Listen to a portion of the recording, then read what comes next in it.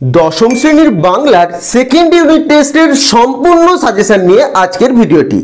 অর্থাৎ তোমাদের দশম শ্রেণীর বাংলার সেকেন্ড ইউনিট টেস্টে সাহিত্য সঞ্চয়ন বইয়ের যে পার্টগুলি তোমাদের পরীক্ষা হবে সেই পার্টগুলির ইম্পর্টেন্ট প্রশ্ন যেগুলি তোমাদের সেকেন্ড ইউনিট টেস্ট পরীক্ষায় আসতে পারে সেগুলি নিয়ে আজকের ভিডিওতে আমি আলোচনা করব। তো আজকের ভিডিওটি দশম শ্রেণীর ছাত্রছাত্রীরা মনোযোগ সহকারে দেখো। প্রশ্নগুলি শুধু তোমাদের সেকেন্ড ইউনিট টেস্টের জন্য নয়, প্রশ্নগুলি কিন্তু মাধ্যমিকের জন্য তোমাদের কাছে ভীষণ গুরুত্বপূর্ণ। তাই আজকের ভিডিওতে দেওয়া প্রশ্নগুলি কিন্তু এখন থেকেই তোমরা খুব ভালো করে প্রস্তুত করে নিও। কোনো প্রশ্ন কিন্তু তোমরা বাদ দিও না। এগুলির মধ্যেই তোমরা কিন্তু সেকেন্ড ইউনিট টেস্ট পরীক্ষা, মাধ্যমিক টেস্ট এবং মাধ্যমিক ফাইনাল পরীক্ষায় কমন পেয়ে যাবে। তো ভিডিওটি প্রথম থেকে শেষ পর্যন্ত মনোযোগ সহকারে দেখো। প্রশ্নগুলি তোমরা নিজেরা তৈরি করার চেষ্টা করো। তাও যদি কোনো প্রশ্নের উত্তর না পারো আমাকে কমেন্ট করে জানাবে, আমি সেই উত্তর তোমাদের যথাযথভাবে তৈরি করে দেব। তো চলো শুরু করা যাক আজকের ভিডিওটি। দশম শ্রেণীর বাংলা সাজেশন দ্বিতীয় পর্যায়ক্রমিক মূল্যায়ন 2024 পূর্ণমান 40, অর্থাৎ ফার্স্ট ইউনিট টেস্ট পরীক্ষার মতোই তোমাদের কিন্তু সেকেন্ড ইউনিট টেস্ট পরীক্ষাও 40 নাম্বারের হবে। এবার তোমাদের সাহিত্য সঞ্চয়ন বইয়ের যে পার্টগুলি তোমাদের পরীক্ষা হবে সেকেন্ড ইউনিট টেস্টে সেগুলি আগে দেখে নাও, তারপরে সাজেশনের প্রশ্নগুলি আমি তোমাদের দেখাচ্ছি। তোমাদের পরীক্ষা হবে সুবোধ ঘোষ রচিত বহুরূপী, মাইকেল মধুসূদন দত্ত রচিত অভিষেক, শচীন্দ্রনাথ সেনগুপ্ত রচিত সিরাজউদ্দৌলা, কাজী নজরুল ইসলাম রচিত প্রলয় উল্লাস এবং শরৎচন্দ্র চট্টোপাধ্যায় রচিত পথের দাবী। এই 5টি পার্ট তোমাদের সেকেন্ড ইউনিট টেস্টে পরীক্ষা হবে।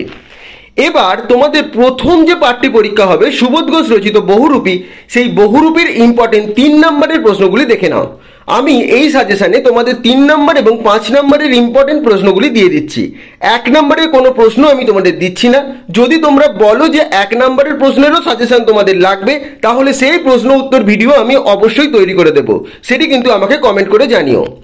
বহুরূপী থেকে 3 নম্বরের ইম্পর্টেন্ট প্রশ্নগুলি প্রথমে দেখে নাও। প্রথম প্রশ্ন, সে ভয়ানক দুর্লভ জিনিস, দুর্লভ জিনিসটা কি, কে কিভাবে তা লাভ করেছিল? 1+2।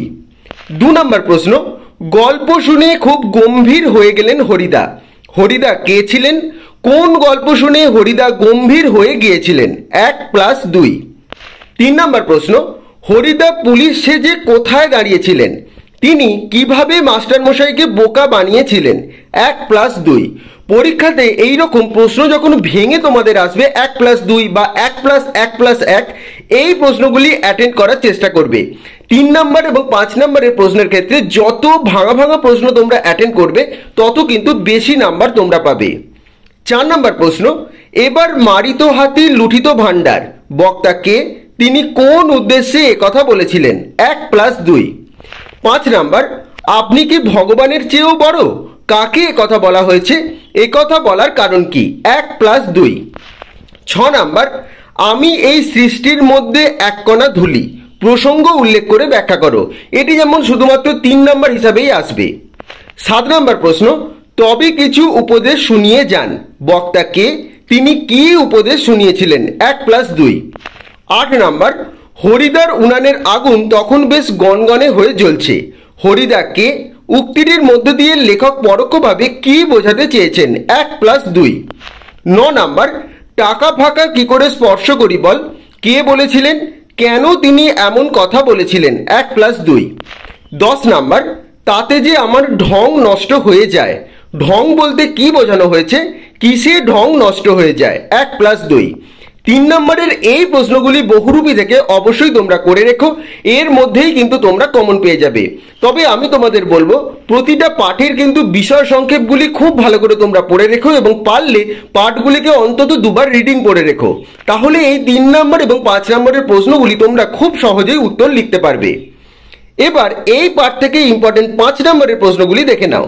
প্রথম প্রশ্ন, হরিদার জীবনে সত্যি একটা নাটকীয় বৈচিত্র্য আছে, হরিদার জীবনের নাটকীয় বৈচিত্র্যটি কি ছিল? 2 নাম্বার, জগদীশবাবুর বাড়ি হরিদার বিরাগী সেজে যাওয়ার পর যে ঘটনা ঘটেছিল তার বর্ণনা দাও। 3 নাম্বার, কি অদ্ভুত কথা বললেন হরিদা, কোন প্রসঙ্গে হরিদা অদ্ভুত কথা বলেছিলেন, কথাটি অদ্ভুত কেন? 2+3। 4 নাম্বার, খাঁটি মানুষ তো নয়, এই বহুরূপীর জীবনের বেশি কি আশা করতে পারে, বক্তা কে? খাঁটি মানুষ নয় বলার তাৎপর্য কি? 1+4। 5 নাম্বার, অদৃষ্ট কখনো হরিদার এই ভুল ক্ষমা করবে না। হরিদা কি ভুল করেছিলেন? অদৃষ্ট ক্ষমা না করার পরিণাম কি? 3+2। 6 নাম্বার, বহুরূপী গল্পের নামকরণ কতদূর সার্থক তা বিচার করো। এবং 7 নাম্বার, বহুরূপী গল্পে হরিদার চরিত্রটি আলোচনা করো। বিষয় সংক্ষেপ ভালো করে করা থাকলে এই 5 নম্বর এবং 3 নম্বরের প্রশ্নগুলি কিন্তু কোনো সমস্যা তোমাদের হবে না। তোমরা উত্তরগুলি নিজেরা করার চেষ্টা করবে, না পারলে অবশ্যই আমি তোমাদের বলে দেব। এর পরের যে পাঠটি তোমাদের পরীক্ষা হবে, মাইকেল মধুসূদন দত্ত রচিত অভিষেক। অভিষেকের ইম্পর্টেন্ট 3 নম্বরের প্রশ্নগুলি প্রথমে দেখে নাও। প্রথম প্রশ্ন, জিজ্ঞাসিলা মহাবাহু বিস্ময় মানিয়া, কাকে মহাবাহু বলা হয়েছে? তার বিস্ময়ের কারণ কি? 1+2। 2 নাম্বার, এ অদ্ভুত বারতা জননী কোথায় পাইলে তুমি, শীঘ্র কহ দাসে, কোন বার্তার কথা বলা হয়েছে? বক্তার কাছে সেই বার্তা অদ্ভুত মনে হয়েছে কেন? 1+2।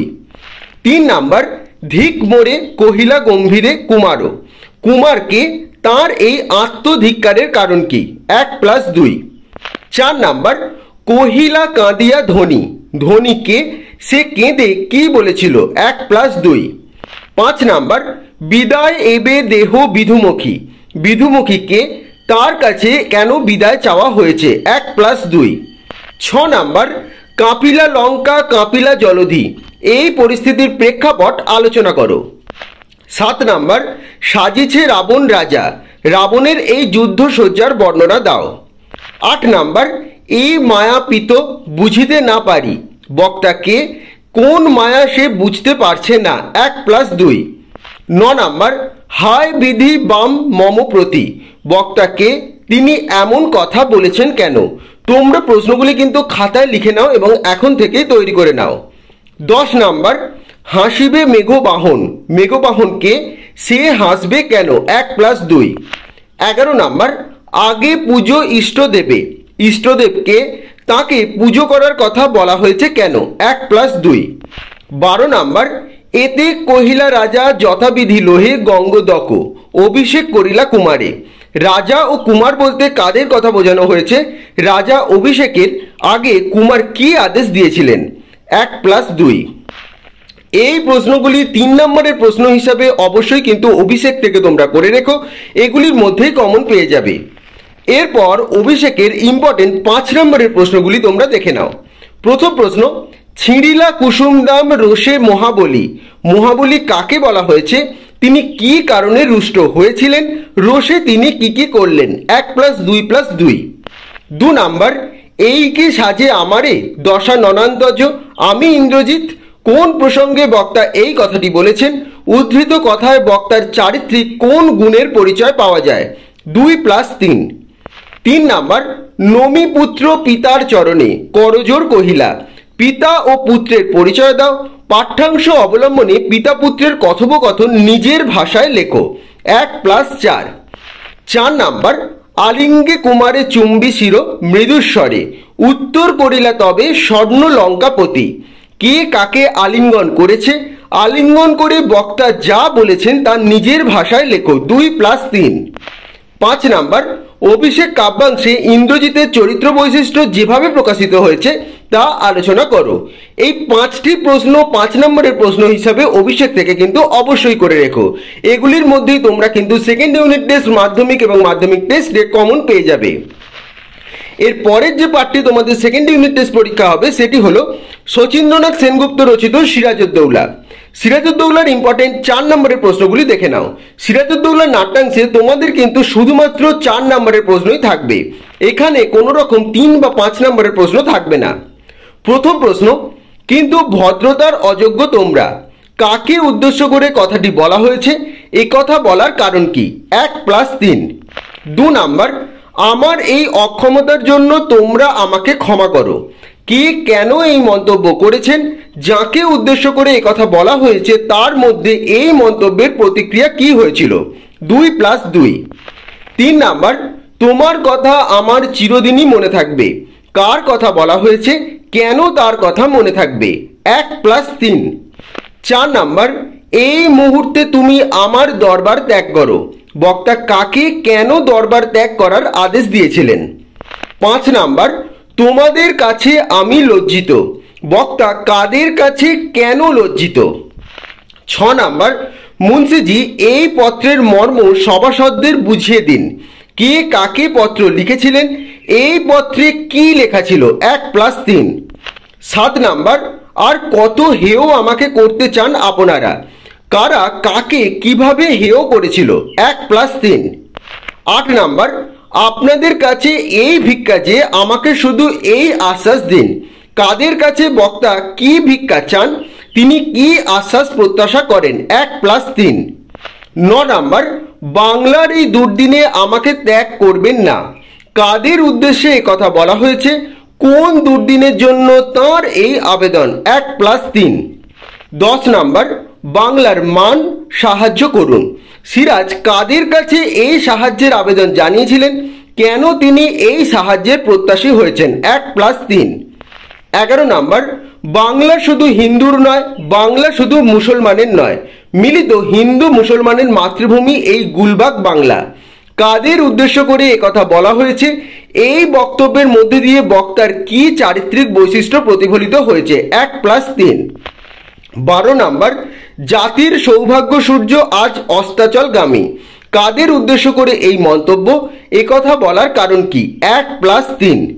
13 নাম্বার, ওখানে কি দেখছো মূর্খ? বিবেকের দিকে চেয়ে দেখো। বক্তাকে উদ্দিষ্ট ব্যক্তির প্রতি বক্তার কি মনোভাব লক্ষ্য করা যায়? 1+3। 14 নাম্বার, আছে শুধু প্রতিহিংসা। মন্তব্যটি কার?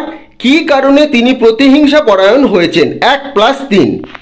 15 নাম্বার, মনে হয় ওর নিঃশ্বাসে বিষ, ওর দৃষ্টিতে আগুন, ওর অঙ্গ সঞ্চালনে ভূমিকম্প। কে কার উদ্দেশ্যে এই মন্তব্য করেছে? তার সম্পর্কে বক্তার এরূপ মন্তব্যের কারণ কি? 1+3। 16 নাম্বার, জানি না আজ কার রক্ত সে চায়, পলাশী, রাক্ষসী পলাশী। বক্তা কে? উক্তিটির মধ্য দিয়ে বক্তার চরিত্র বিশ্লেষণ করো। 1+3। এবং 17 নাম্বার, সিরাজউদ্দৌলা নাট্যাংশ অবলম্বনে সিরাজউদ্দৌলার চরিত্র বৈশিষ্ট্য আলোচনা করো। এই 17টি প্রশ্ন সিরাজউদ্দৌলা নাট্যাংশ থেকে অবশ্যই কিন্তু করে রেখো। এগুলির মধ্যেই তোমরা কমন পেয়ে যাবে। তোমরা বিষয়বস্তুটি ভালো করে পড়ে নিও, তাহলে এই প্রশ্নের উত্তরগুলি খুব সহজেই তোমরা পেরে যাবে। এরপরের যে পাঠটি তোমাদের পরীক্ষা হবে সেটি হলো কাজী নজরুল ইসলাম রচিত প্রলয়োল্লাস। প্রলয়োল্লাসের ইম্পর্টেন্ট 3 নম্বরের প্রশ্নগুলি দেখে নাও। প্রথম প্রশ্ন, আসছে এবার অনাগত প্রলয় নেশার নৃত্য পাগল। কাকে উদ্দেশ্য করে এই কথা বলা? কথাটি তার সম্পর্কে বলা হয়েছে কেন? 1+2। 2 নাম্বার, এবার মহানিশার শেষে আসবে উষা অরুণ হেসে। মহানিশা কি? এই মন্তব্যের মধ্য দিয়ে কবি কিসের ইঙ্গিত দিয়েছেন? 1+2। 3 নাম্বার, দিগম্বরের জটায় হাসে শিশু চাঁদের কর। দিগম্বর কে? শিশু চাঁদের করের হাসার অর্থটি বুঝিয়ে দাও। 1+2। 4 নাম্বার, ধ্বংস দেখে ভয় কেন তোর? ধ্বংসকে ভয় না পাওয়ার কারণটি বুঝিয়ে দাও। 5 নাম্বার, আসছে নবীন জীবন হারা অসুন্দরী করতে ছেদন। তাৎপর্য লেখো। 6 নাম্বার, ভেঙে আবার গড়তে জানে সে চিরসুন্দর। সে কে? ভেঙে আবার গড়ার বিষয়টি বুঝিয়ে দাও। 1+2। এই 6টি প্রশ্ন অবশ্যই কিন্তু 3 নম্বরের প্রশ্ন হিসাবে তোমরা করে রেখো। এগুলির মধ্যেই তোমরা কমন পেয়ে যাবে। এরপর এই পাঠটির ইম্পর্টেন্ট 5 নম্বরের প্রশ্নগুলি দেখে নাও। প্রথম প্রশ্ন, বজ্রশেখার মশাল জেলে আসছে ভয়ঙ্কর। এখানে ভয়ঙ্কর বলতে কাদের কথা বলা হয়েছে? তাদের কিভাবে আগমন ঘটছে নিজের ভাষায় লেখো। 1+4। 2 নাম্বার, তোরা সব জয়ধ্বনি কর। কাদের উদ্দেশ্যে কবির এই আহ্বান? কবিতায় কেন এই আহ্বানটি পুনরাবৃত্ত হয়েছে তা আলোচনা করো। 1+4।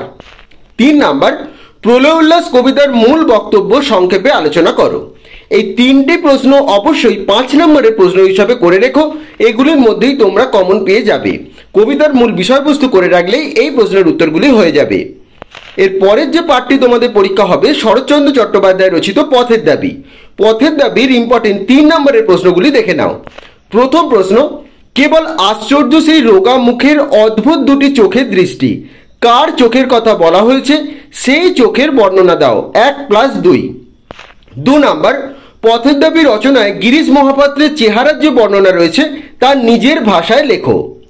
3 নাম্বার, তারপর সকালে গেলাম পুলিশে খবর দিতে। বক্তা কে?